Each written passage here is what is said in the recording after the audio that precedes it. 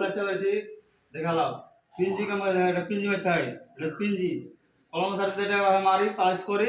তো মেন গেটে দেখতে ভালো লাগে। মেন গেটে থেকে লোক যদি ঢুকে তো এটা ভাঙতে চাই না, এই কর্নারটা ভাঙে না।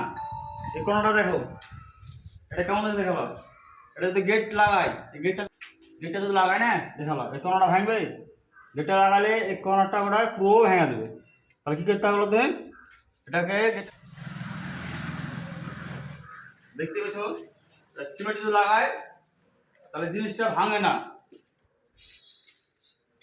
অনেকদিন আগে দেখি মিস্ত্রিটাকে কি করে বলে এভাবে মেরে ফেলা দেয়, এভাবে মারতে হয় না। মেন গেটে দেখো ফিনিশিংটা মারছি, দেখা গেলো ফিনিশিংটা পুরো ভালো আছে ভাই।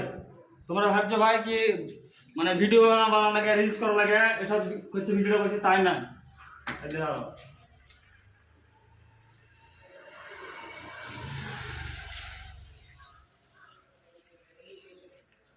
দেখালো, দেখতে ভালো লাগছে ফিনিশিংটা। এভাবে পিঞ্জি মারতে হবে, তাহলে এই নাচটা মরে যাবে, দেখতে ভালো লাগবে, বাড়ি মালিকও ভালো লাগবে, ঠিক আছে তোমাকে ভালো করে বলবে হ্যাঁ ঠিক আছে কাজটা। ইঞ্জিনিয়ার খুব ধরতে পারবে না।